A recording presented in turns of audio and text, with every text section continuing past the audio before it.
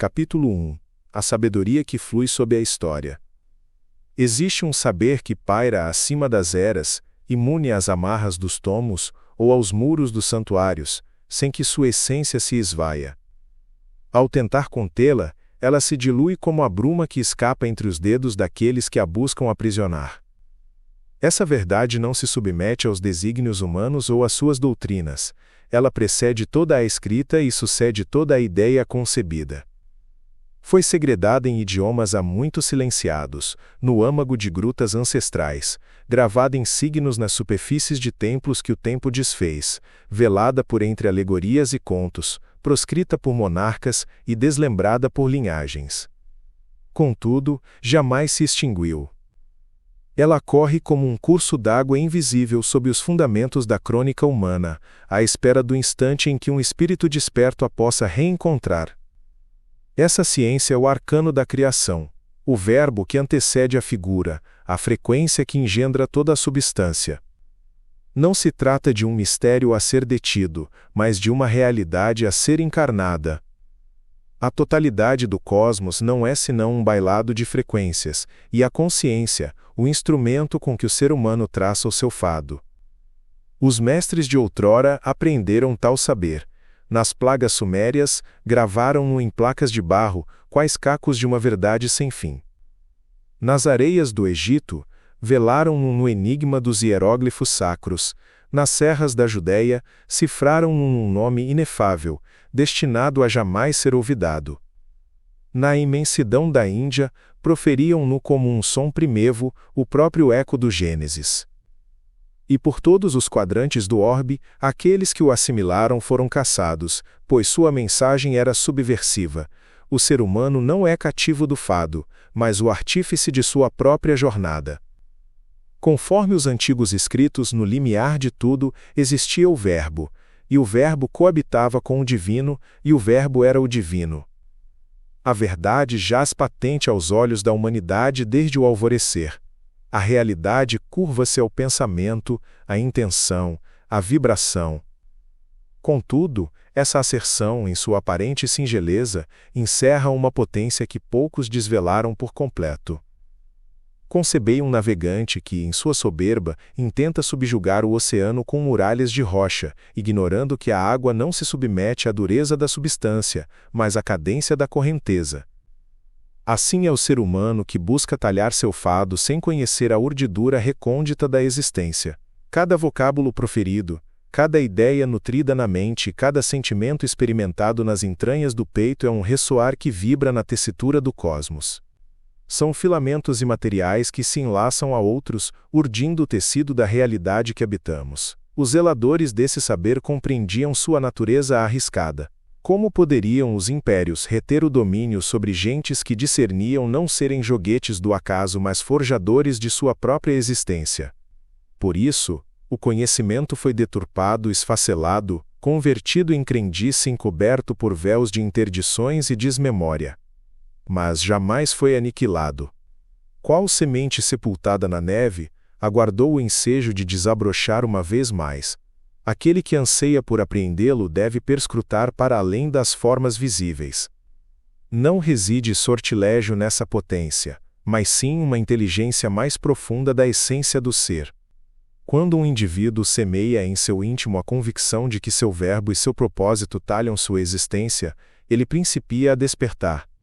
Não basta almejar, não basta fantasiar, cumpre-nos ressoar na mesma cadência daquilo que anelamos, pois o cosmos não atende às súplicas dos timoratos, mas sim aos hinos daqueles que já acolheram a firmeza de sua própria obra. E assim, a cada aurora, a cada murmúrio da brisa, a cada pulsar do cerne do mundo a verdade primeva persiste à espera de ser reencontrada. Ela jamais se esvaiu, apenas aguardou que a alma propícia estivesse aparelhada para a acolher. Capítulo 2. O véu da ilusão e a arquitetura da mente.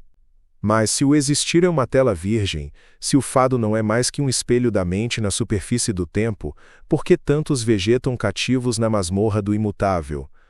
Porque há um sudário, uma quimera urdida com filamentos de temor herdado, com moldes impostos, com arcabouços talhados para manter os seres humanos algemados à convicção de sua impotência. Fomos adestrados a hesitar de nossa própria chama, a recear a vastidão de nossa própria obra. O físico Max Planck, um dos precursores da mecânica quântica, expressou-o de maneira singela, porém incisiva. A matéria em si não subsiste. Toda substância emerge e perdura unicamente pela ação de uma força. Cumpre-nos admitir que, por trás dessa força, reside uma mente cônscia e perspicaz. Essa mente é o útero de toda a matéria. O que a ciência moderna apenas principia a desvelar, os antigos já detinham como certeza inabalável. Não estamos confinados a uma realidade pétrea e estática. Tudo é maleável, e aquele que governa a percepção detém as rédeas do mundo. As narrativas ancestrais versam sobre divindades que plasmaram o cosmos com o verbo, sobre mestres que converteram o chumbo em ouro pela força de sua volição, sobre homens e mulheres que, ao decifrar os arcanos do universo, superaram os confins de sua própria condição. Mas isso não é quimera, não se resume a fábulas ou crendices. É a maestria de transmutar o imaterial em palpável, de compreender que a mente não é simples espectadora da realidade, mas sua artífice mais recôndita. O Zohar, o tomo velado da Cabala, sentencia: o pensamento é o primeiro sudário de luz sem fim. Por trás de cada pensamento reside uma vibração, por trás de cada vibração uma frequência, por trás de cada frequência um código. Quando os alquimistas discorriam sobre converter o chumbo em ouro, não aludiam meramente aos metais. Falavam da alma, da transmutação do que é grosseiro no que é etéreo, do domínio sobre a quimera. Se tudo o que subsiste é vibração, se tudo obedece a um código, então aquele que decifrar a escrita arcana na urdidura do cosmos terá o poder de reescrever seu fado. E, contudo, o grande enigma reside em que essa potência sempre esteve ao nosso alcance. Fomos tão somente instruídos a empregá-la contra nós mesmos, por meio do temor, da incerteza, da reiteração incessante de noções que nos apequenam, que nos confinam, que nos levam a olvidar que somos forjadores. É dessa forma que o ser humano se converte em um cativo sem grilhões. Mas, por vezes, um só lampejo de clareza, uma fenda no sudário é quanto basta para que a verdade se insinue, qual raio de sol na penumbra. E, então, tudo se desfaz. O mundo foi erguido sobre um acordo de mudez. Contudo, esta mensagem não é um amontoado de conceitos, não é mera meditação ou um exercício da razão. É um espelho, é um confim, é uma chave. Se a lerdes com os olhos do intelecto, encontrareis apenas vocábulos. Mas se a perscrutardes com a sensibilidade de quem sabe que o orbe não é o que aparenta, então, quiçá, apenas quiçá, vos recordareis do que sempre habitou em vosso íntimo. Essa realidade é uma sombra dócil, e a potência para a metamorfosear vos pertence desde o alvorecer dos tempos. Capítulo 3. As chaves invisíveis do destino. Há saberes que se perdem na cadência do viver cotidiano, nas sombras do ouvido, nas distrações do mundo. Mas há outros que, embora velados, jamais se desvanecem. São as chaves imateriais, aqueles segredos que foram segredados ao vento, gravados nas profundezas da alma e inscritos nas dobras do tempo. Muitos buscam respostas em paragens equivocadas. Apegam-se à lógica, ao que é palpável, sem discernir que o cosmos não é um livro aberto, mas um pergaminho encoberto que só revela sua verdade àqueles que sabem ler nas entrelinhas.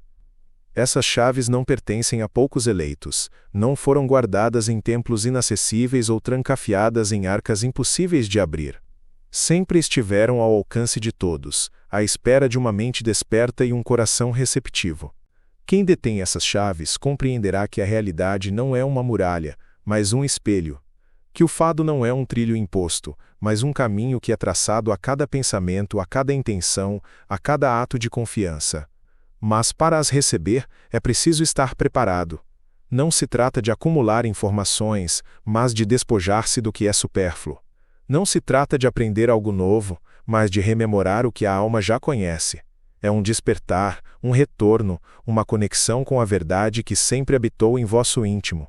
Se estáis prontos para transmutar vossa vida, se sentis que há algo para além do óbvio, se já percebestes como se o mundo vos segredasse uma mensagem que ainda não conseguistes decifrar, então, quiçá, tenha chegado a hora de abrir os olhos de vossa alma. As chaves jazem ali, e a porta já principiou a se entreabrir. Capítulo 4, o Verbo Criador e a melodia do ser. A totalidade do universo é uma melodia suspensa no infinito, uma sinfonia em que cada nota é um pulsar do Gênesis. Do murmúrio da brisa ao bramido das estrelas em colisão, tudo o que subsiste é um eco de um som primevo, um sussurro ancestral que deu origem a tudo. Nada pode se manifestar sem som, nada pode existir sem ser nomeado. Os mestres de outrora apreenderam que o vocábulo não era um mero conjunto de signos vazios, mas a chave que descerra os portais do invisível. Desde eras imemoriais, os maiores arcanos do mundo gravitam em torno da palavra criativa, a vibração que transmuta o vazio em plenitude. No limiar não havia forma nem substância, apenas som, e o som se converteu em luz, e a luz se converteu no mundo. No antigo livro dos Começos, narra-se que tudo foi engendrado por uma simples declaração: haja luz, e a luz se fez. Esta é a primeira grande verdade do cosmos: tudo o que subsiste foi primeiramente nomeado. O que os antigos detinham como certeza, a ciência moderna apenas principia a discernir. A matéria não é sólida, mas uma vibração em certa frequência. Os vocábulos que proferimos afetam essas vibrações, talhando a realidade como o vento talha a areia.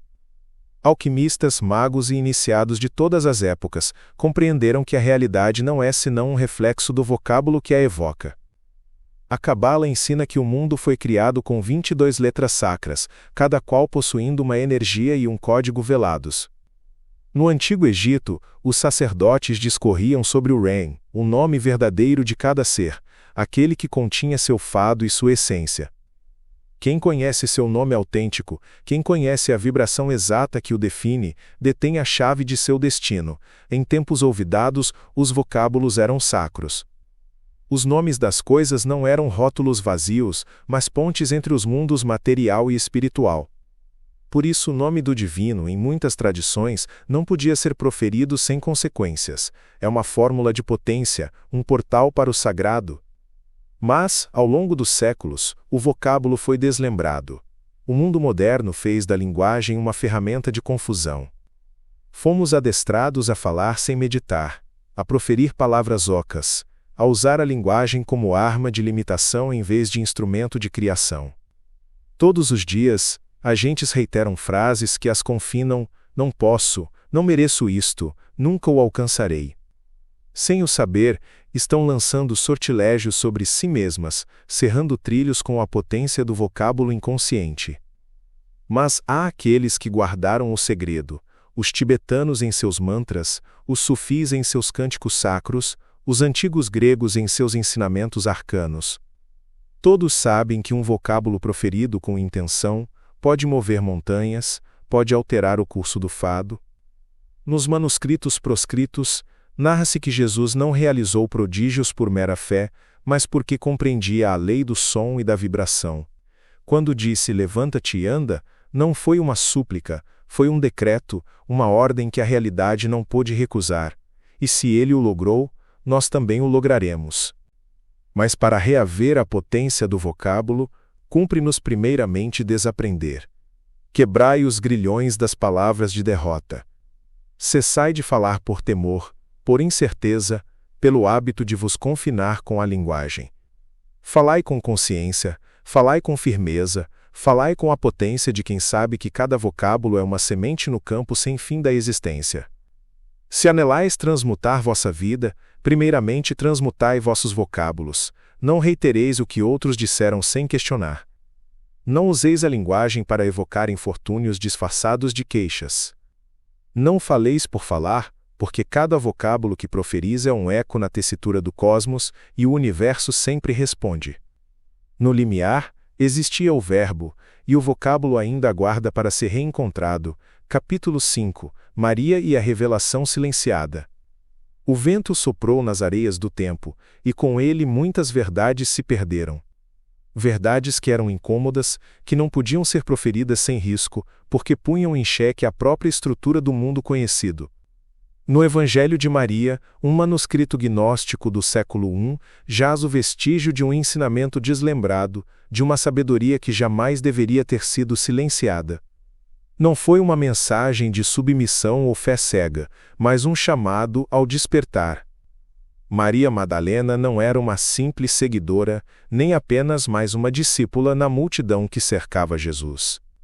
Ela era o repositório de um saber que os homens temiam porque em seus vocábulos não havia promessas de recompensas futuras ou punições divinas, mas a revelação de que cada ser humano é senhor de seu próprio fado. O véu e a masmorra do mundo. Os antigos sabiam, o mundo não é o que aparenta. Chamavam a isso de ilusão maia, uma teia de sombras que oculta a natureza autêntica da existência.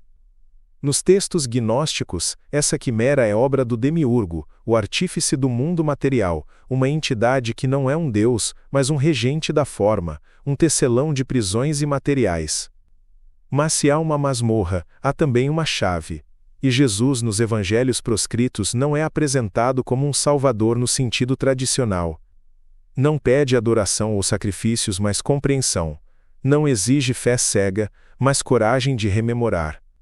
Porque o saber autêntico não é uma doutrina inscrita em pedra, é uma chama que arde profundamente na alma, à espera de ser reacendida, Maria e a vontade de transcender.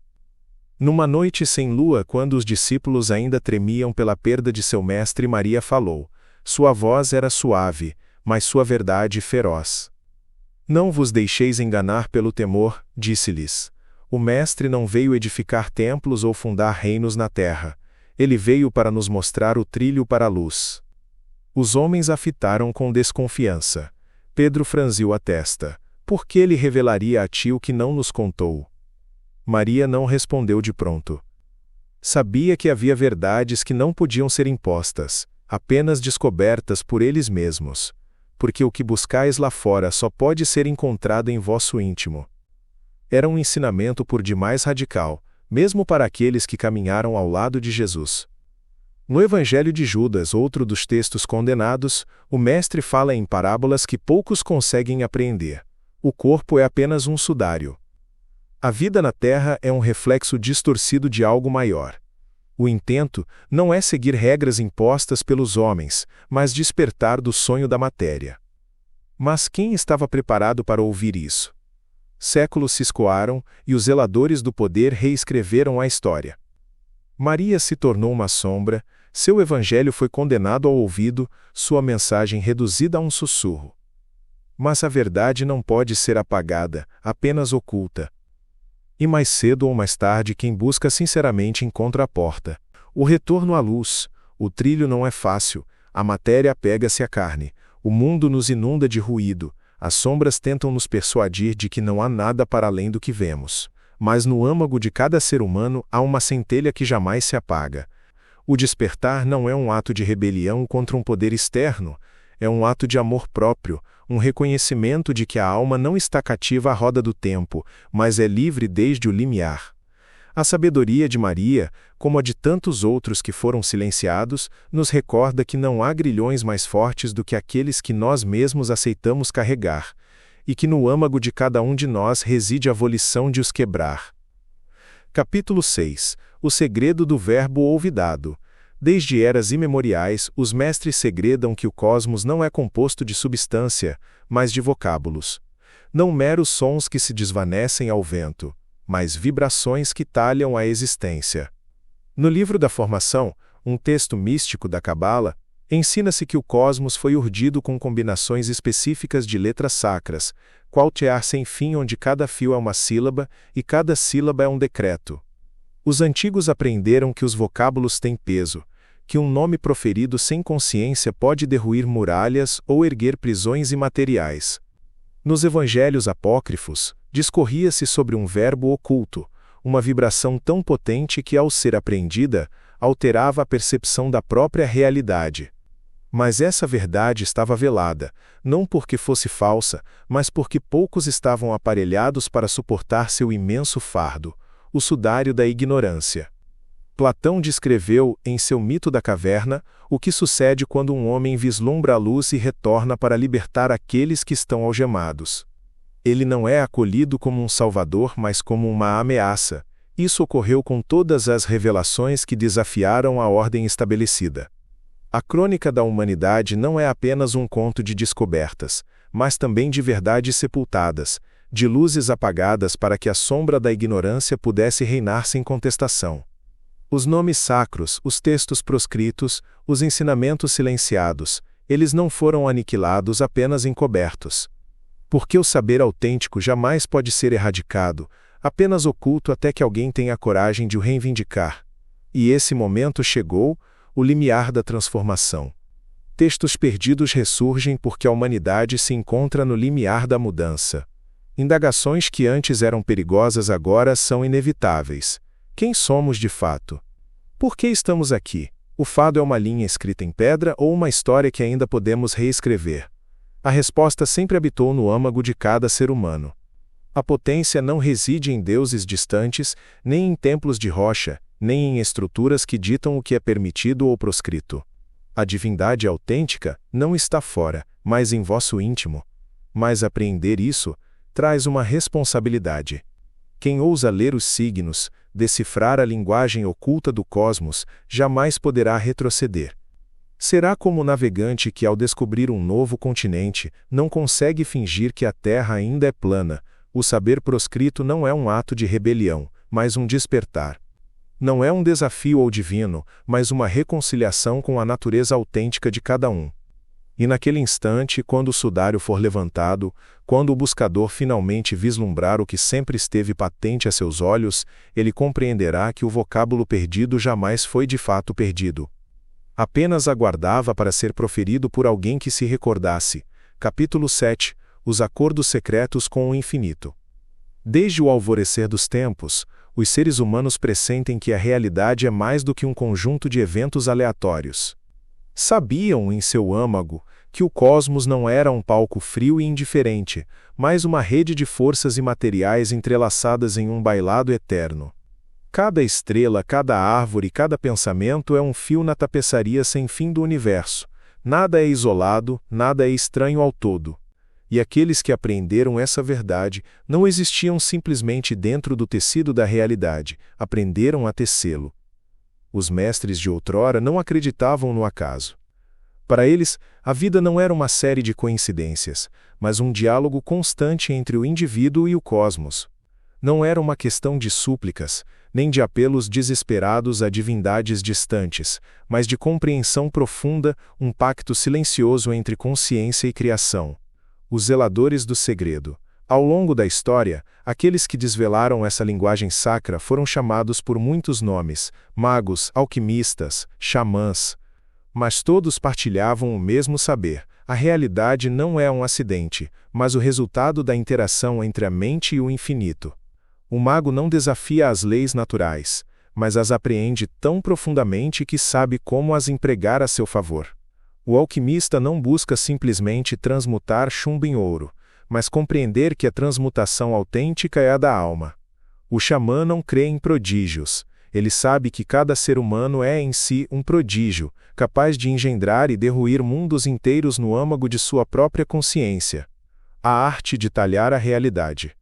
Em um antigo compêndio de sabedoria hermética, um princípio fundamental é desvelado. O todo é mente. O universo é mental. Esse ensinamento, tão singelo e tão profundo, encerra a chave para os pactos imateriais que governam a existência. Isso significa que a realidade que habitamos não é algo externo e independente de nós, mas um espelho da consciência que a observa.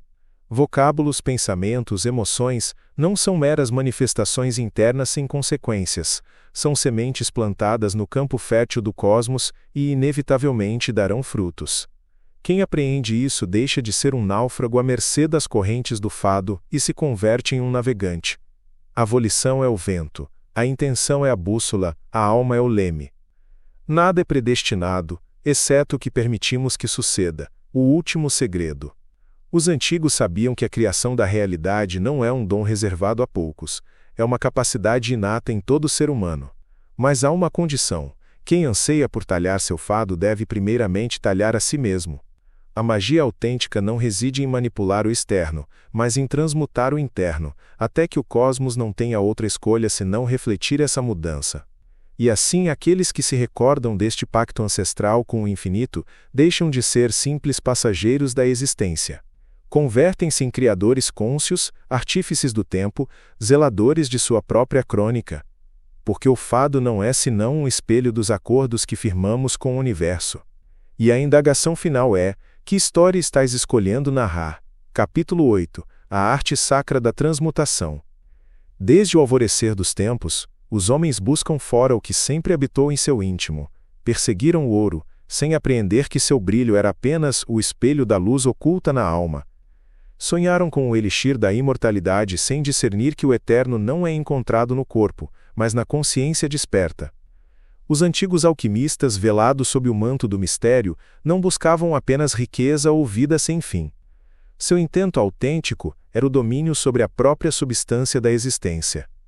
Sabiam que a transmutação não ocorria em metais, mas em seres humanos. Chumbo é ignorância, ouro é sabedoria, o fogo alquímico é a volição de transmutar. A tábua de esmeralda de Hermes Trismegisto declarou claramente: visita o interior da terra, e retificando, encontrarás a pedra oculta. Mas a terra não é um objeto físico, é a consciência de que tudo o que se busca já vive no cerne de quem ousa perscrutar para dentro de si. Os mapas da consciência perdida, os livros proscritos, temidos por inquisidores e ocultistas, não eram meros manuais de sortilégios. Eram mapas guias para explorar os territórios deslembrados da consciência. O livro de Abramelin, um dos textos esotéricos mais potentes, desvela um ensinamento fundamental. Todo pacto com o cosmos requer primeiramente um pacto consigo mesmo. A realidade externa não pode ser alterada sem primeiramente transmutar o mundo interior. Quem intenta mudar seu fado sem ter conquistado seu próprio ser estará navegando sem bússola em um oceano de quimeras. Portanto, os alquimistas autênticos eram mestres de si mesmos, e não manipuladores da substância. Magia e ciência, duas linguagens da mesma verdade. Os grandes forjadores da história, os visionários que talharam o pensamento e a tecnologia, não eram apenas cientistas ou inventores. Eram alquimistas do espírito, homens que tocaram o fogo divino e deixaram sua centelha iluminar o mundo. Leonardo da Vinci vislumbrou em cada estrutura da natureza um espelho da ordem do cosmos. Isaac Newton dedicou mais anos à alquimia do que à física, buscando a chave para a criação em textos olvidados.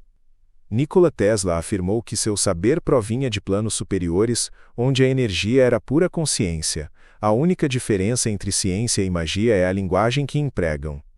O que era sortilégio ontem é física quântica hoje. O que antes era chamado de prodígio agora é chamado de tecnologia. Mas a verdade jamais se alterou. O cosmos responde àqueles que sabem falar sua língua, o pacto com a existência. Queiramos ou não, cada um de nós firma um pacto com a vida desde o instante em que chegamos a este mundo. O que cremos, o que proferimos, o que fantasiamos, tudo faz parte desse acordo silencioso. Os antigos rabinos ensinavam: os pensamentos do homem criam anjos que o acompanham. Cada ideia semeada na mente é uma semente plantada no campo invisível do cosmos. Cada vocábulo é um decreto que ressoa para além do que os sentidos podem perceber. Os grimórios, aqueles livros temidos e ocultos, ensinavam que os nomes verdadeiros têm potência, porque encapsulam a vibração daquilo que é nomeado. Portanto, na Cabala a árvore da vida é mais que um símbolo, é um mapa da criação. Cada esfera, cada sefirá, representa um nível de realidade. Quem percorrer esse trilho com a chave correta, tendo as letras sacras como guia, poderá cruzar limiares que olhos comuns jamais conseguiriam vislumbrar. Mas há uma verdade final, que não está inscrita em tomo algum, mas no cerne de cada ser humano. O maior segredo da alquimia não é transmutar o mundo exterior, é transmutar a alma, até que o mundo exterior espelhe a luz que carregamos em nosso íntimo. E essa é a única transmutação que de fato vale a pena. Capítulo 9 – O Espelho do Universo. Nos mistérios de Eleusis, os iniciados aprenderam que o ciclo da natureza, o nascimento, a morte e o renascimento da semente, era o mesmo ciclo que governava sua existência. No hinduísmo, o Brahman cósmico é o mesmo Atman individual, porque tudo o que subsiste no todo também subsiste em cada ser. Os seres humanos deslembraram-se de que são forjadores, porque deslembraram-se de que o que sucede em suas mentes se espelha na substância. Se o pensamento for caótico, o mundo será caótico. Se a alma estiver enferma, o corpo também adoecerá. Não se trata de crenças mágicas ou crendices, mas da própria estrutura da existência. O cosmos não é um conjunto de eventos isolados, mas uma rede de correspondências em que tudo está interligado. Assim como uma pedra arremessada em um lago cria ondulações que se propagam até alcançar a outra margem, um único pensamento pode alterar a trama do fado. Os antigos sabiam que a potência humana residia na capacidade de alinhar sua volição com as leis do cosmos. Os egípcios chamavam esse equilíbrio de Ma'at, os chineses o chamavam de Tao, os alquimistas a conheciam como a grande obra. Não é uma questão de fé, mas de saber. Quando um indivíduo apreende que a realidade não é algo separado dele, mas uma extensão de sua própria consciência, ele principia a agir não como uma vítima do mundo, mas como seu artífice. O grande erro da humanidade tem sido crer que sua existência é separada da existência do universo. Identificou-se com seu corpo, com sua crônica, com seu pequeno círculo de experiências, olvidando que ele é um espelho do infinito. Convenceu-se de que forças superiores estão para além de seu alcance, quando, na realidade, elas fluem através de cada célula de seu corpo. Quem apreende o princípio hermético da correspondência não vislumbra o céu e a terra como dois mundos distintos, mas como dois aspectos da mesma realidade. Não espera que a vida lhe traga o que anseia, pois sabe que é ele quem projeta sua realidade. O Caibalion ensina: tudo é mente. E se o todo é mente, então o que sucede na mente sucede no todo. Matéria nada mais é do que um nível de vibração de energia, e quem domina a vibração domina a matéria. Não se trata de quimeras ou misticismo vazio, é a essência da realidade, a estrutura que foi apreendida pelos mestres desde o alvorecer dos tempos. O segredo é rememorar. Recordai-vos de que o fado não é uma força externa, mas uma projeção da volição.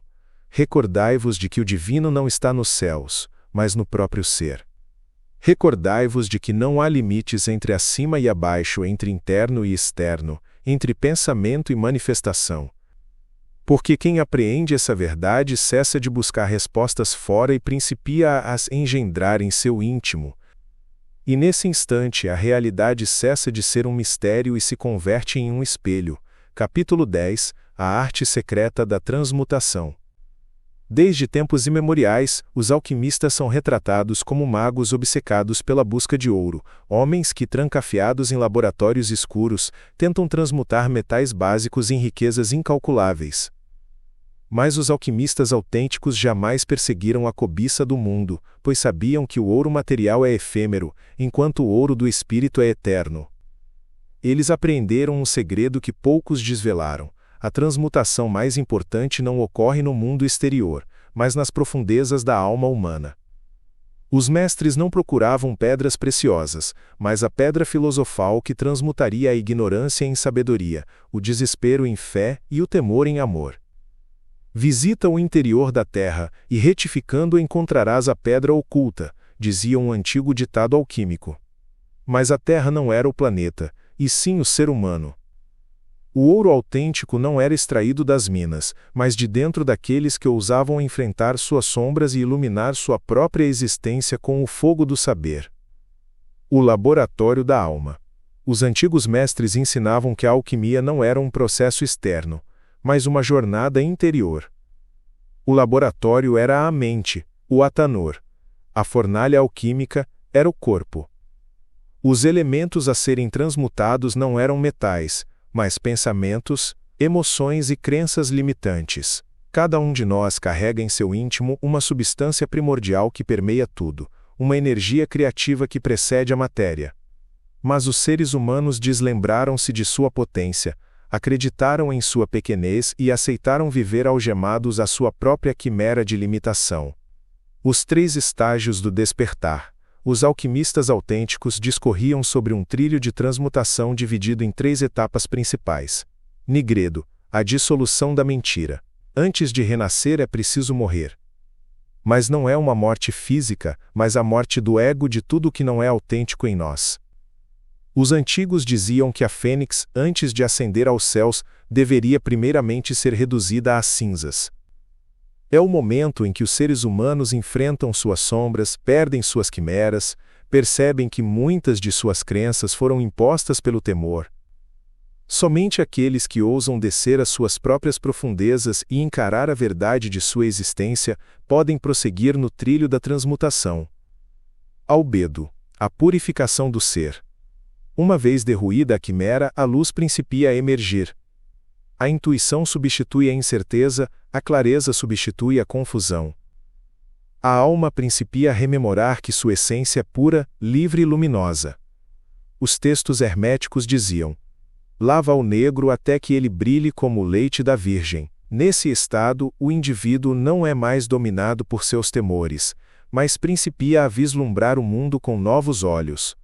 Ele apreende que a realidade não é uma masmorra, mas um espelho de sua própria consciência. Rubedo, a união dos opostos, é aqui que o prodígio autêntico sucede. Mercúrio, símbolo do mutável, une-se ao enxofre, que representa o fixo. O ser humano não está mais dividido entre mente e espírito. Apreende que o mundo material e o mundo espiritual são um só.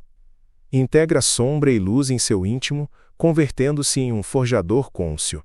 Este é o trabalho autêntico dos alquimistas, o grande engano da alquimia externa. Ao longo da história, os poderosos financiaram falsos alquimistas que prometiam transmutar metais em ouro. Mas isso não passou de uma distração, um sudário colocado sobre os olhos da humanidade para ocultar a verdade mais importante, que a alquimia autêntica não é praticada em cadinhos, mas na consciência humana. O médico e filósofo renascentista Paracelso declarou claramente: o homem é um microcosmo. O que está em cima é como o que está embaixo, pois todas as coisas são uma e a mesma coisa. A pedra filosofal não é um objeto oculto em um templo, mas um estado de ser. Chumbo é a crença de que somos separados do cosmos, ouro é a compreensão de que somos co-criadores da realidade, alquimia é a ciência da lembrança. Recordai-vos de que o fado não está escrito nas estrelas, mas na volição daqueles que ousam engendrar. Recordai-vos de que a potência da transmutação não está nas mãos de poucos, mas de cada ser humano. Recordai-vos de que a realidade não é algo que sucede conosco, mas algo que flui de nosso íntimo.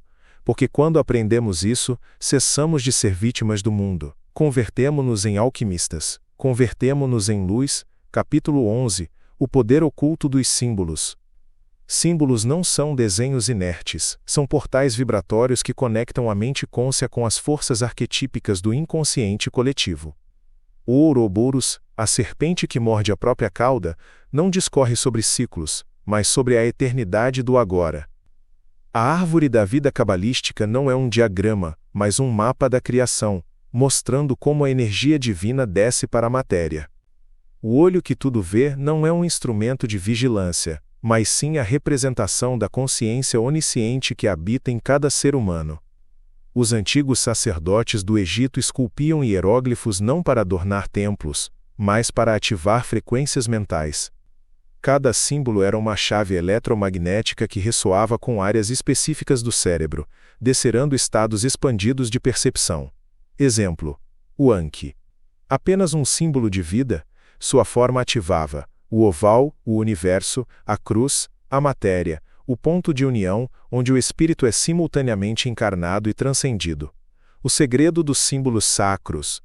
Geometria sagrada, a flor da vida não é um ornamento, é o padrão da criação que contém os sólidos platônicos, as estruturas atômicas da realidade. Mandalas. Os monges tibetanos as derruíam após criá-las, porque sabiam que a potência não estava na imagem, mas no ato de concentrar a mente enquanto a desenhava. Selos e sigilos. Os grimórios medievais empregavam símbolos enigmáticos não por segredo, mas porque a escrita não linear ativa o hemisfério direito do cérebro, uma ponte para o suprarracional. Hoje, esse saber é empregado contra a humanidade. Logotipos corporativos e bandeiras políticas são símbolos carregados de intenção, talhados para evocar emoções e lealdades inconscientes.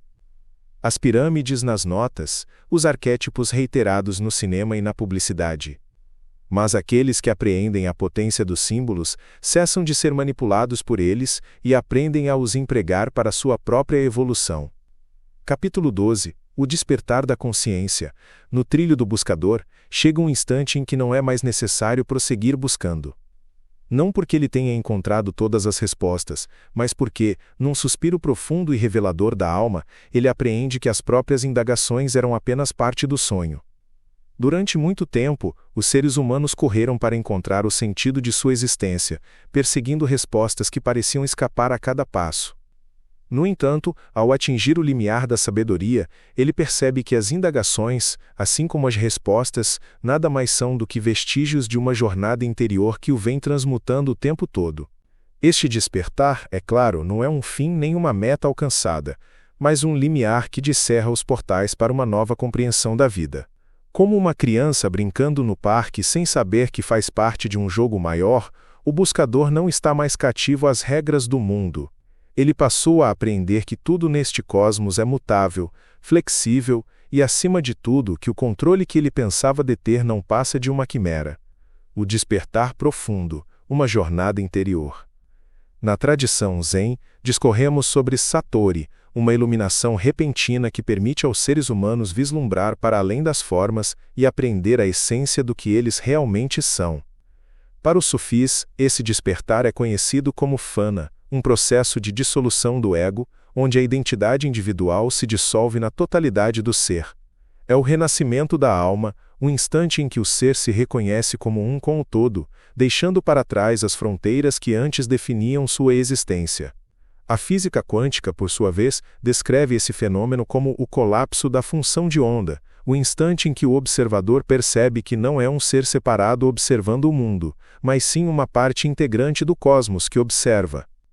Naquele instante, o tempo e o espaço cessam de ser linhas rígidas e se convertem em uma dança fluida, na qual o observador e o observado se entrelaçam.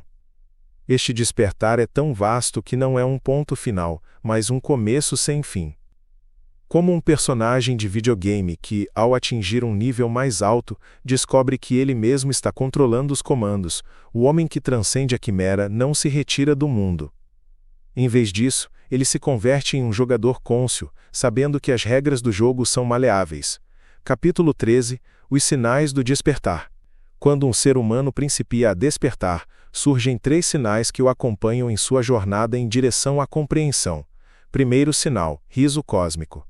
Nesse primeiro despertar, surge o riso cósmico, uma compreensão profunda e libertadora que faz com que todo o sofrimento, todas as tragédias e emoções intensas da vida percam sua gravidade.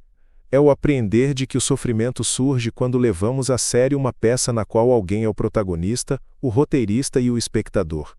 Na vasta representação do cosmos, o sofrimento é apenas um papel desempenhado sem saber que no fundo tudo é um jogo de criação coletiva.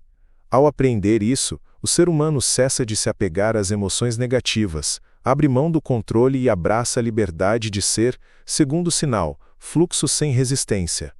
O segundo sinal é o fluxo sem resistência, um estado de aceitação e paz interior que surge quando apreendemos que a vida é um rio que flui sem precisar ser forçado. A resistência que antes parecia ser a força motriz do esforço se dissolve com a compreensão de que o que parece ser adversidade é, na verdade, uma lição enviada pela alma para o crescimento. Cada contratempo, cada desafio se converte em uma oportunidade de aprender, de evoluir.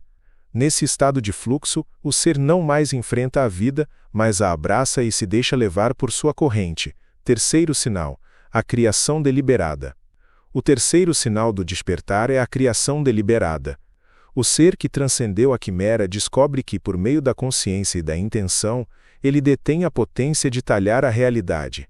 Não se trata de impor sua volição ao mundo, mas sim de colaborar com o cosmos em um ato cônscio de cocriação.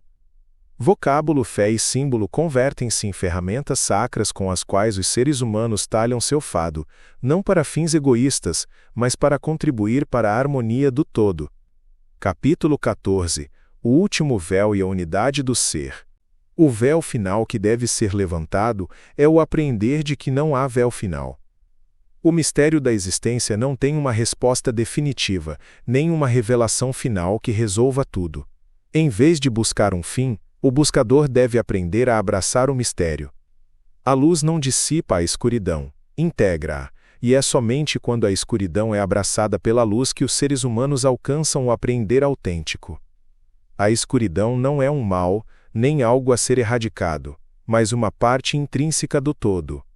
A unidade do ser só é possível quando ambos os aspectos, luz e escuridão, se fundem em um único campo de consciência, o prodígio da unidade, um todo sem divisão. Como ensinou o sábio Hermes Trismegisto, o que está em cima é como o que está embaixo, e o que está embaixo é como o que está em cima, para realizar o prodígio da unidade. Este é o grande mistério da vida, a compreensão de que tudo está interligado. Não há separação entre os seres humanos e o cosmos, entre o céu e a terra, entre o visível e o invisível. Tudo faz parte da mesma vibração, da mesma melodia que ressoa em cada canto do cosmos.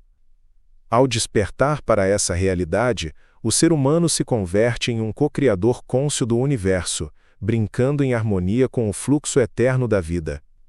O despertar final, portanto, não é um fim ou um destino, é simplesmente o reconhecimento de que tudo o que subsiste faz parte da dança sem fim do cosmos. E ao apreender isso, o ser humano se converte em um instrumento perfeito para a criação, o amor e a unidade, vivendo em paz com seu próprio ser e com o mundo ao seu redor. Capítulo 15. O despertar da liberdade. Desde o primeiro suspiro que damos ao nascer, o mundo principia a nos ensinar as regras do jogo. Dizem-nos que existem limites inquebráveis, que os confins de nossas vidas são marcados por circunstâncias externas que nada têm a ver com nossa volição. Falam-nos de um cosmos cerrado e rígido que não depende de nossa consciência.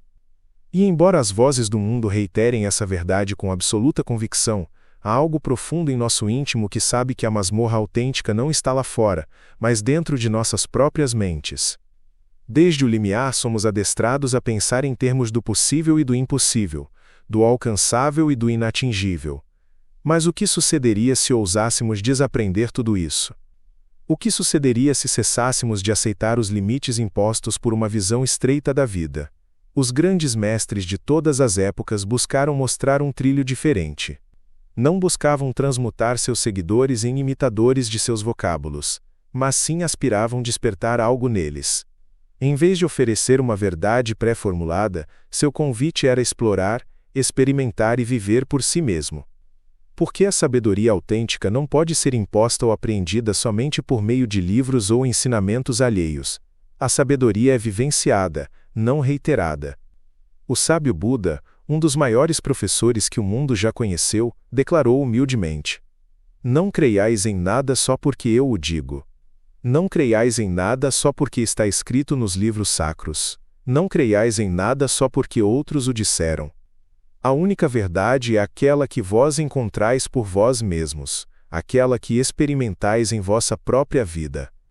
Este ato de rebelião, o maior de todos, é quebrar os grilhões da mente que nos dizem que somos incapazes, que não podemos ir para além do que o mundo dita. A verdade não está nos vocábulos que ouvimos ou nas fórmulas que aprendemos, mas na consciência que surge quando despertamos do sonho coletivo. A mente é o espelho do mundo. O que vislumbramos fora de nós é apenas um reflexo do que sucede em nosso íntimo. Se mudarmos nosso pensamento, se transmutarmos nossa maneira de vislumbrar as coisas, então nosso mundo também será transmutado. É simples assim. Mudar vossa mente é mudar a realidade. Não há fado já escrito. O futuro não é selado por forças externas ou pelos desígnios de um cosmos indiferente. Não há trilhos predestinados, nem atalhos que nos levem a um destino final. A vida é uma tela virgem, à espera de ser pintada com as cores de nossos pensamentos, de nossas decisões, de nossas crenças. Se pudermos rememorar a potência que subsiste em nosso íntimo, seremos os artífices de nossas próprias vidas. Quem ousa rememorar sua potência interior para despertar da quimera da limitação, não precisará mais de ninguém para lhe dizer como viver. A própria vida lhe desvelará o trilho, e ele caminhará com a certeza de que cada passo é seu, que cada destino é resultado de sua própria criação. É uma verdade que não pode ser apreendida pela mente racional, mas é sentida profundamente nas profundezas do coração.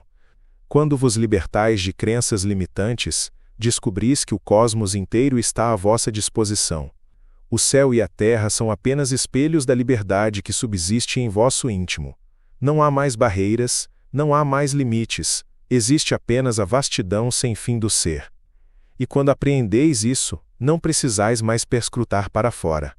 A busca se converte em um retorno ao vosso próprio ser, porque, no fim, tudo o que sempre precisastes já habita em vosso íntimo. A verdade que buscastes a vida toda não está nas respostas que outros vos deram, mas nas indagações que fizestes a vós mesmos. E no fim da estrada, há apenas um destino: o despertar. O despertar para a liberdade sem fim que reside na potência da mente. E quando essa potência é rememorada, redescoberta, não há mais indagações a serem respondidas. Resta viver plenamente com a certeza de que tudo o que sois, e tudo o que vislumbrais, é apenas uma manifestação da grandeza que reside em vosso íntimo. Capítulo 16. A dança do nome. No limiar, havia apenas um sussurro, um eco distante que quebrava o silêncio eterno. Antes que a forma tomasse seu lugar, antes que a luz iluminasse as sombras, antes que o pensamento pudesse ser apreendido, já havia uma vibração. Uma vibração primordial, pura e sem forma que continha a própria essência do que viria a ser. O cosmos não é uma criação única, mas uma sinfonia em constante desenvolvimento. Um sussurro que jamais cessa de ressoar. E nesse sussurro, nessa vibração, reside o segredo mais profundo da vida. Para aqueles que buscam profundamente na alma, há um mistério tão ancestral quanto o próprio tempo: a energia encontrada no nome.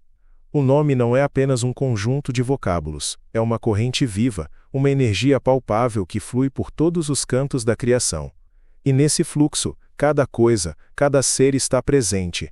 O nome é a própria alma do cosmos, e quem apreende seu significado, apreende a essência de tudo o que subsiste. Na antiga tradição daqueles que buscam a verdade, os sufis apreenderam o que poucos deixam de perceber: que o nome não é apenas uma designação, um rótulo que distingue alguém dos outros. Não é um som vazio arremessado ao ar, é a própria vibração que dá vida a tudo que toca.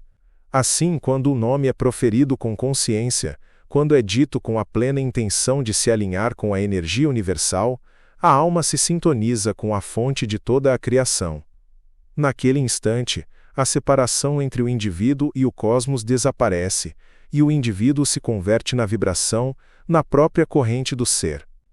As palavras sacras que iniciam o Alcorão, Bismillah ir-Rahman ir-Rahim, em nome de Deus, o Clemente, o Misericordioso, são muito mais do que uma simples saudação ou uma fórmula vazia recitada sem consciência.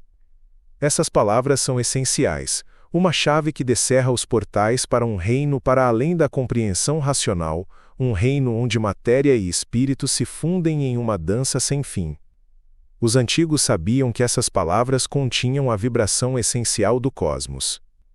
Em sua ressonância está a frequência que organiza as estrelas, as galáxias e cada átomo que compõe a realidade.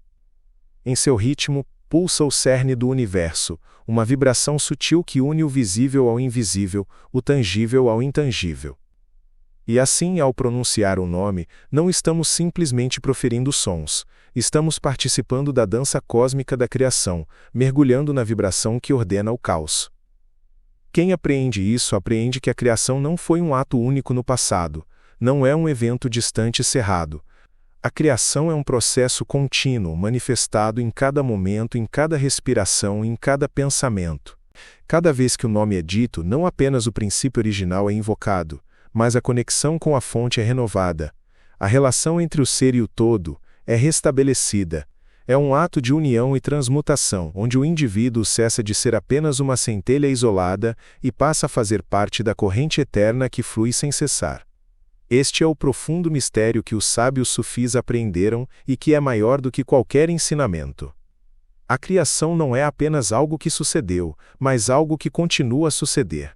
Somos co-criadores do que está por vir, e a energia do nome nos conecta a essa potência.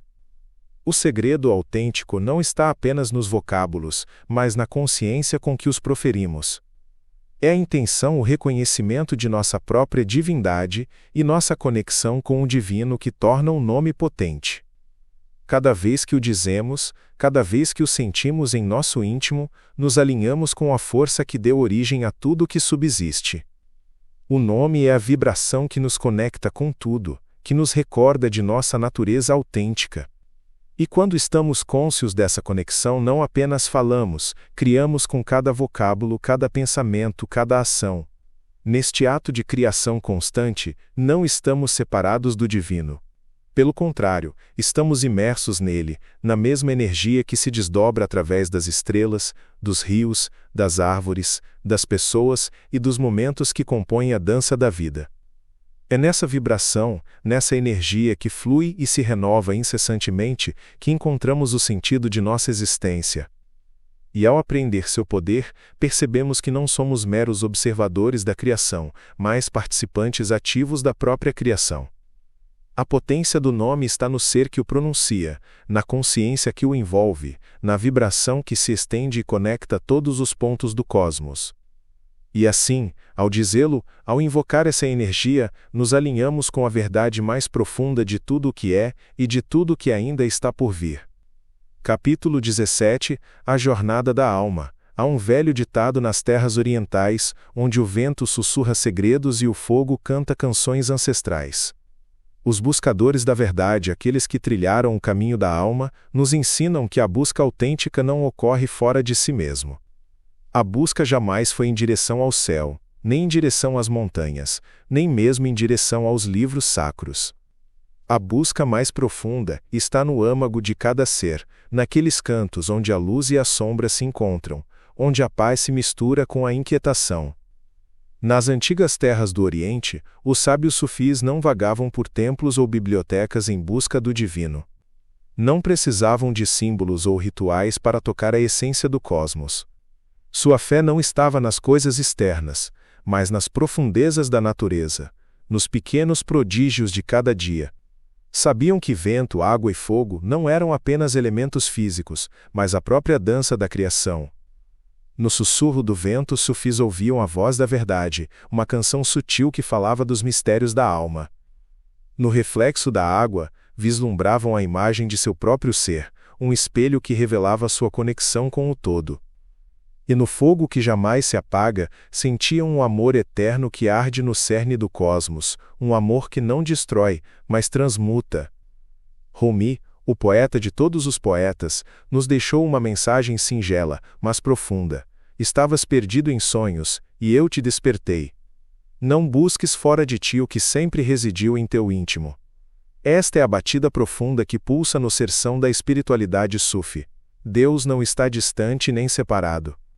Deus é a vibração interna de vosso ser. Ele é o nome que habita no centro de vossa alma.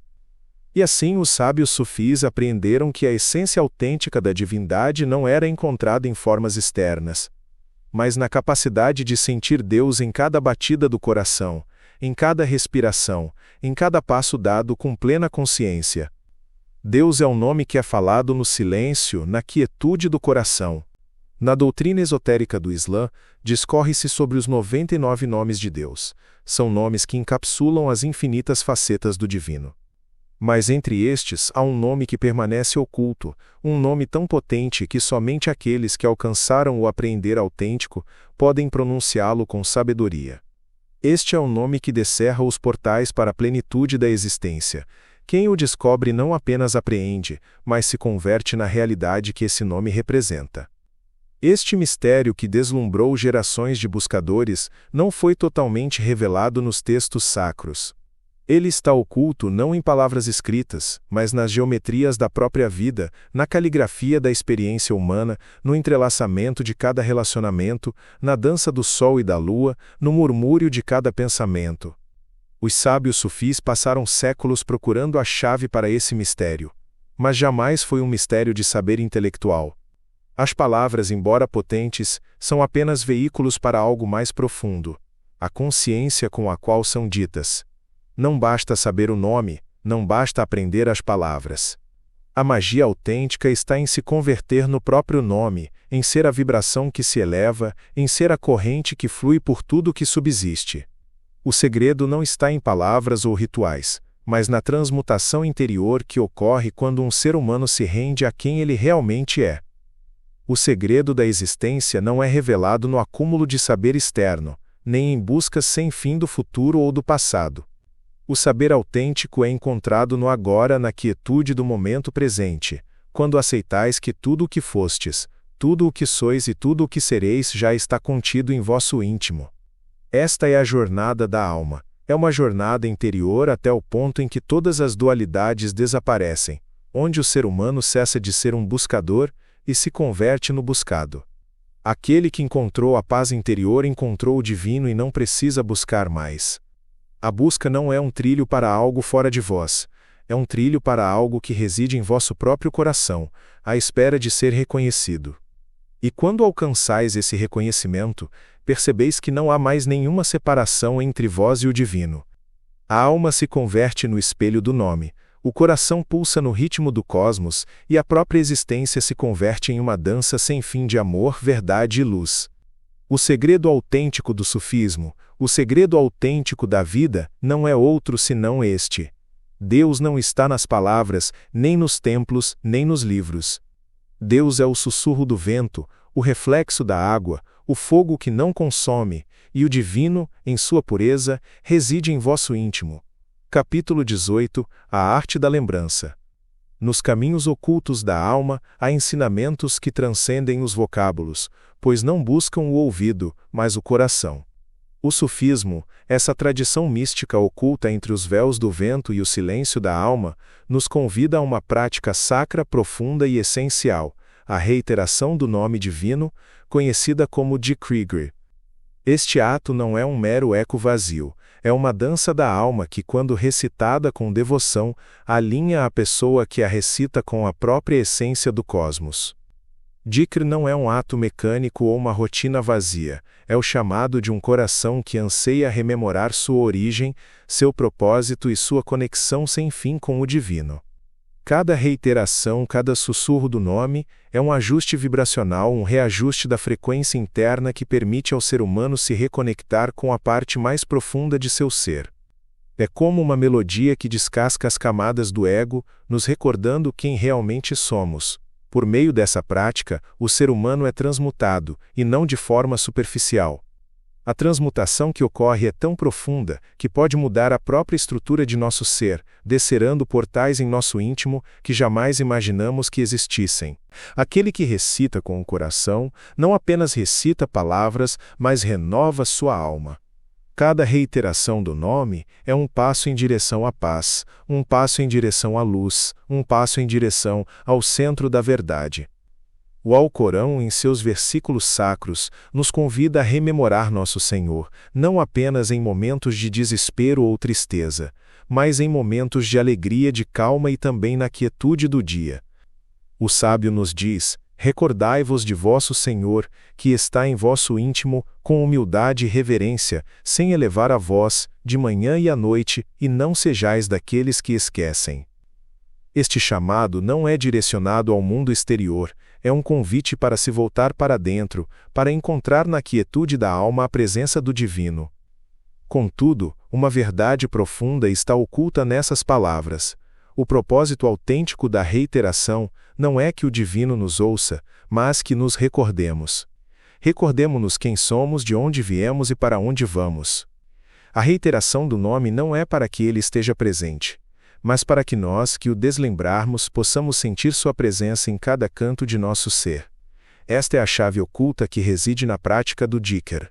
Não é um ato de súplica a um ser distante, mas um retorno ao que sempre esteve conosco. O amor eterno e a sabedoria sem fim que nos acompanham a cada respiração. Cada reiteração é um gesto de entrega, um retorno à unidade, à harmonia perfeita com o cosmos. Quando reiteramos o nome divino com o coração aberto, principiamos a rememorar não apenas a grandeza do Criador, mas a grandeza que reside em nosso íntimo. Percebemos que, em essência, somos uma centelha dessa luz sem fim, um espelho do amor e da paz que buscamos tão desesperadamente. Ao recitar seu nome, ao nos alinharmos com sua vibração, nos transmutamos no que realmente somos, uma extensão do divino, uma manifestação da unidade universal. Essa jornada de rememorar, de retornar à nossa essência, não é feita apenas com a boca, mas com todo o ser. O Dikri autêntico é o que é carregado na alma, o que é vivido, o que é respirado, o que nos guia em cada pensamento e em cada ação. A cada reiteração, descobrimos um pouco mais sobre nós mesmos e sobre o mistério que nos cerca. Porque ao rememorar Deus, rememoramos a nós mesmos. E ao nos rememorarmos, encontramos a verdade mais profunda de nossa existência, que somos feitos da mesma essência que criou os céus e a terra, que somos, no fundo, um com tudo que subsiste. Portanto, Dikri não é uma prática, é um modo de vida.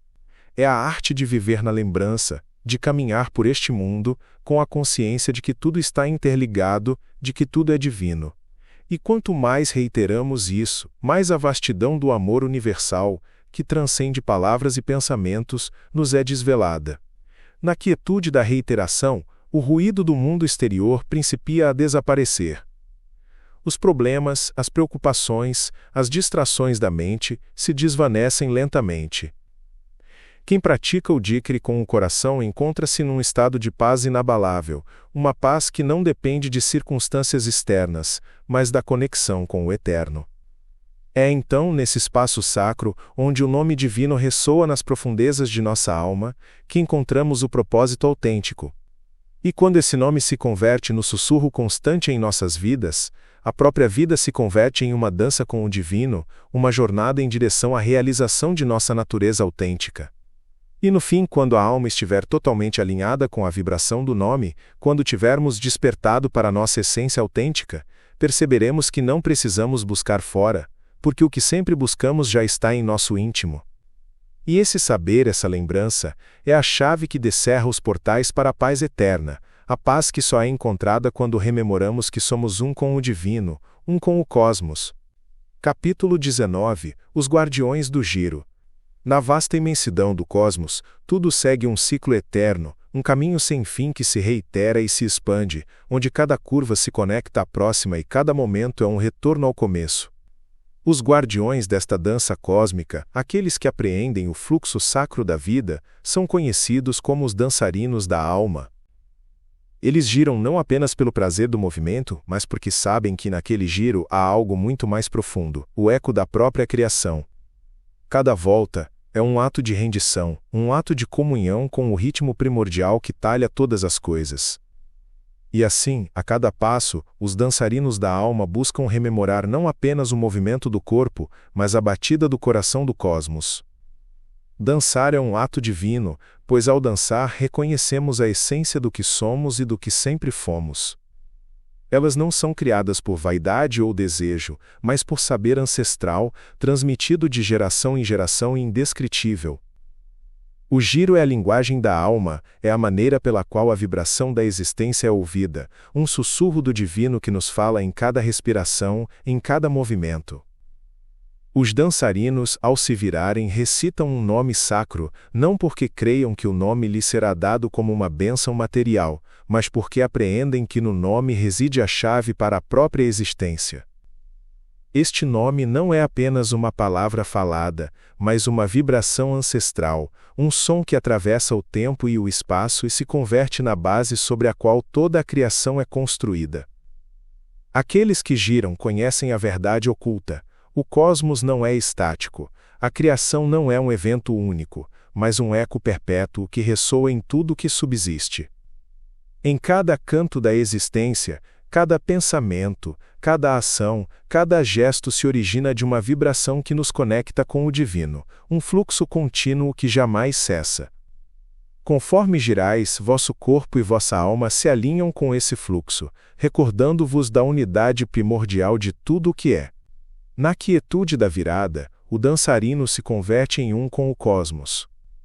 Seu corpo é apenas um canal de vibração, um veículo para experimentar a dança eterna que conecta o céu e a terra, o visível e o invisível. É nessa reviravolta que a alma desperta, recorda-se de si mesma e finalmente apreende que não há separação entre o humano e o divino. O ponto de virada é o trilho da revelação, o retorno à verdade primordial que reside no coração de todos os seres.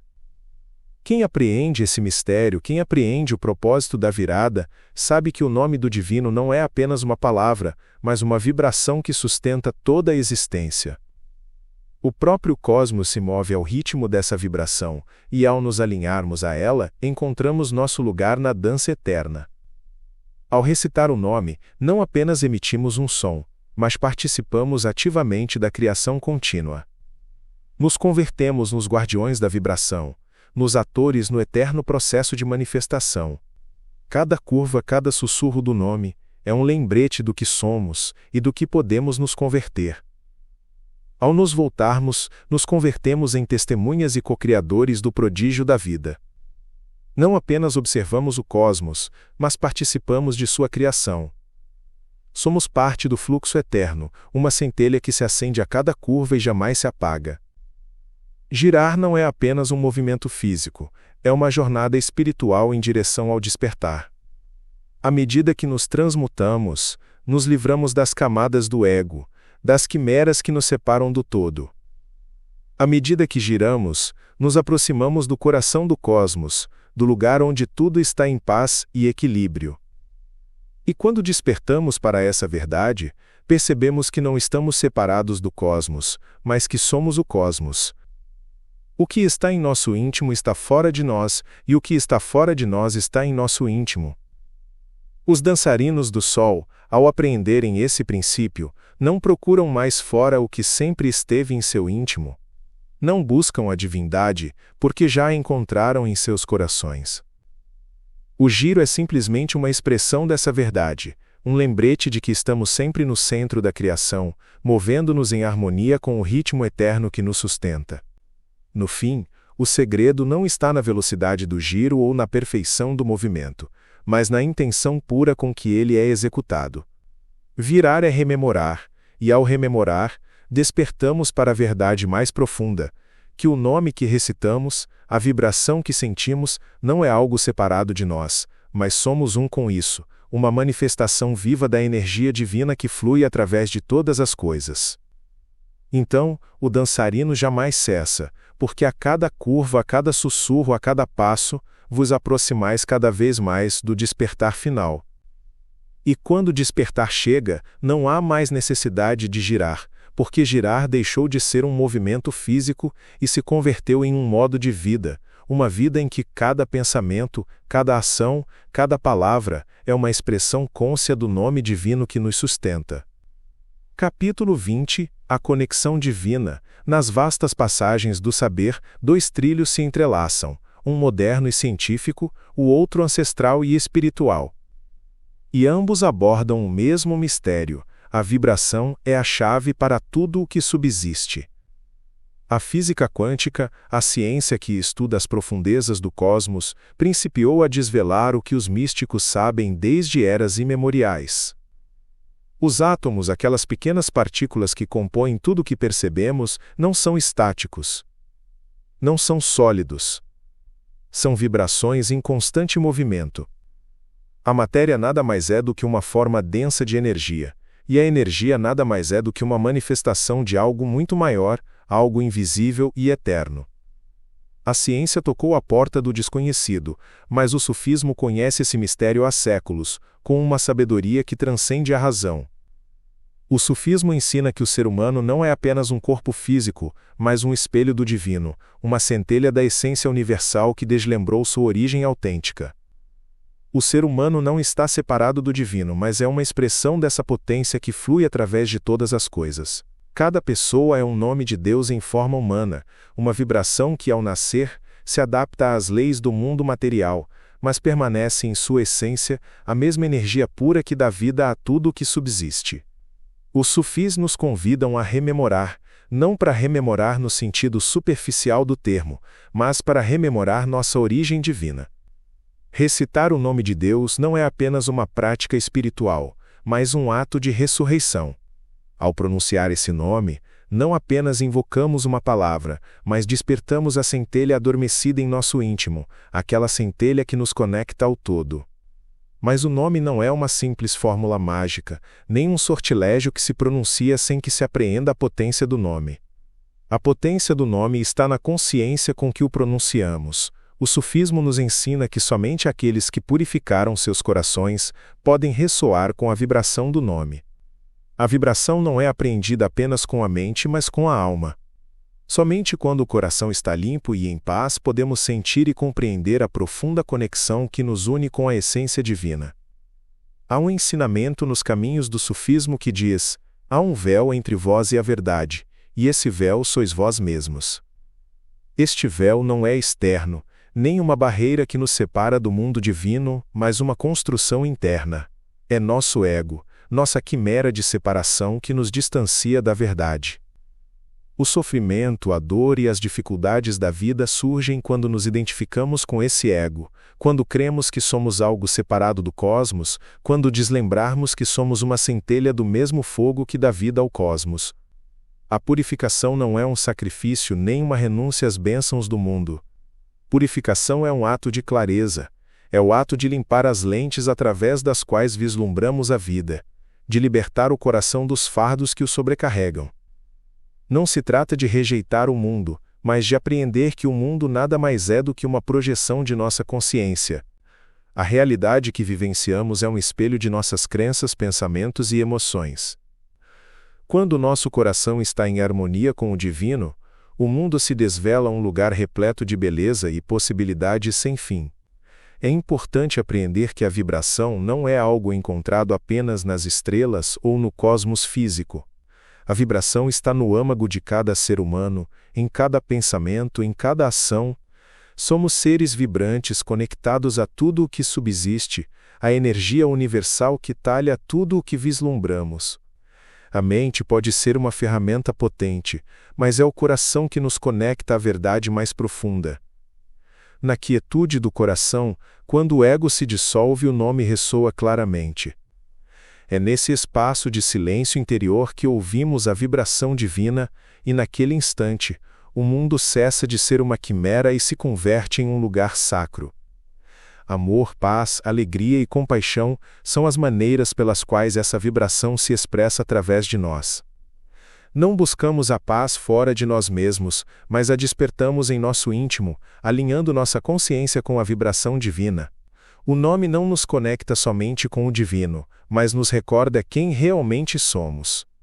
Cada um de nós é um espelho da potência criativa, uma manifestação do amor que sustenta o cosmos. Na medida em que nos recordamos disso, nos alinhamos com a realidade mais profunda, com a verdade que está para além das palavras, para além da mente. O sufismo nos convida a estarmos cônscios de nossa própria vibração, a sentir como nossa energia se conecta com o todo. Quando recitamos o nome, não estamos apenas pronunciando palavras. Estamos reescrevendo nossa existência, restaurando a conexão com nossa fonte divina.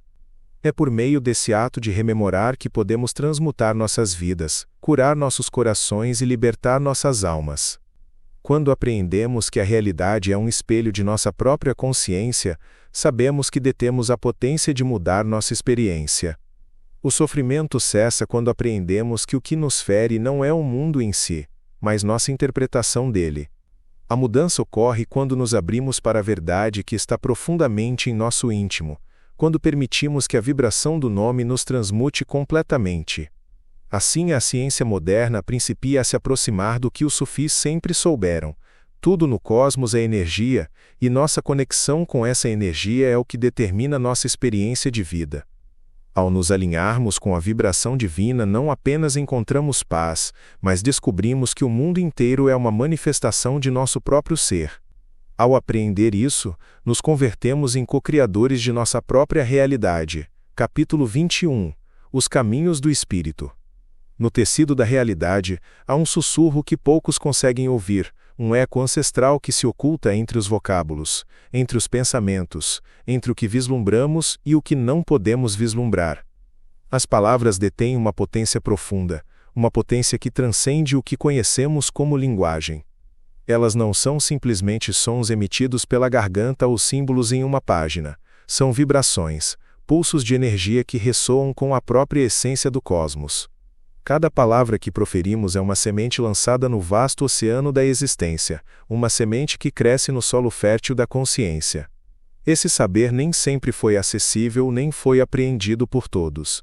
Aqueles que sabiam disso, aqueles que dominavam essa arte da manifestação, deixaram rastros ocultos na história. Esses vestígios não foram deixados em lugar algum, nem escritos para serem lidos por qualquer olhar curioso. Eram cuidadosamente guardados em livros fora do alcance dos mortais comuns, em grimórios que a maioria consideraria meros contos de crendice e magia. No entanto, aqueles que se aprofundavam nesses textos sabiam que havia algo muito mais profundo em suas palavras, algo que poderia transmutar a vida de qualquer um que as apreendesse. Os grimórios da Era das Trevas, longe de serem simples manuais de sortilégio sem sentido, eram mapas secretos para saber proscrito. Esses livros, com seus símbolos, fórmulas e rituais, buscavam não apenas mudar o mundo exterior, mas também o mundo interior do leitor. Elas não eram apenas ferramentas para invocar seres invisíveis, mas para transmutar o próprio ser humano em um condutor do cosmos. Naquela época, os homens e mulheres que exploravam esse saber secreto sabiam que a realidade não era algo fixo, não era um destino pré-estabelecido. A realidade é fluida, como a água de um rio, e os seres humanos detêm a capacidade de atalhar com a força de sua volição. O cosmos é um campo de possibilidades sem fim. Palavras, intenções e crenças são as ferramentas que nos permitem talhar essa realidade. Os textos mais misteriosos daquela época, como aqueles ocultos dentro das paredes das bibliotecas dos mosteiros e das bibliotecas secretas dos eruditos, continham ensinamentos sobre essa arte deslembrada. O antigo Códice Viatorem, por exemplo, ensinava que a magia autêntica não era uma questão de invocar forças externas, mas um mecanismo inerente ao cosmos, um mecanismo que respondia à volição pura do ser humano. As leis que governam o cosmos não estão para além de nossa compreensão, mas estão ao alcance de todos aqueles que ousam reconhecer sua própria potência interior. Em outro livro, o Círculo de Eternos Seres de Luz e Sombra foram mencionados não como entidades separadas da humanidade, mas como energias que residem em nosso íntimo. Esses seres nada mais são do que manifestações de nossa própria mente, projetadas nos mundos invisíveis. E é a mente humana que detém a capacidade de direcionar essas energias, guiá-las para o que ela anseia. O saber de como administrar essas energias é o que deu potência aos antigos. Este não era um saber arcano reservado a poucos selecionados, mas sim um saber profundo disponível a todos que ousassem perscrutar para dentro de si mesmos.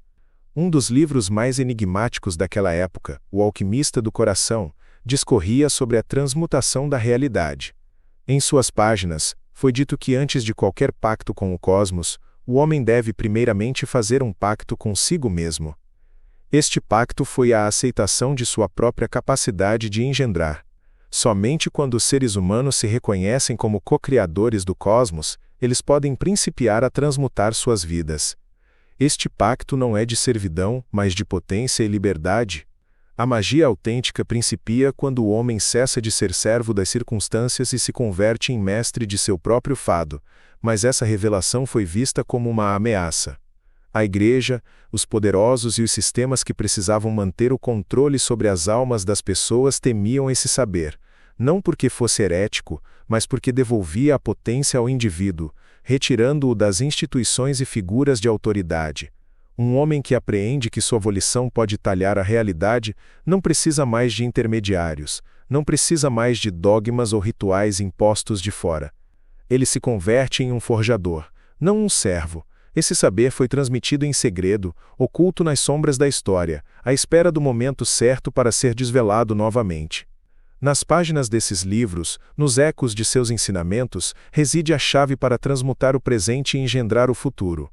Hoje, no mundo moderno, continuamos a buscar respostas em paragens fora de nós, mas a resposta autêntica está em nosso íntimo.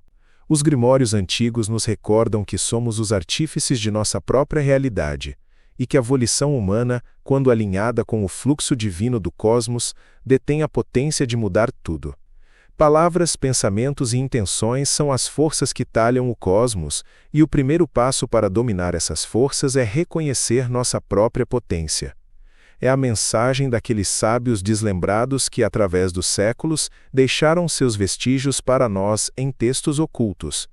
Disseram-nos que a magia não está no que fazemos fora de nós, mas no que fazemos em nosso íntimo. Ao reconhecer nossa capacidade de talhar a realidade, ao aceitar que somos forjadores e não meros observadores, descerramos os portais para a liberdade e a potência que sempre estiveram em nosso íntimo.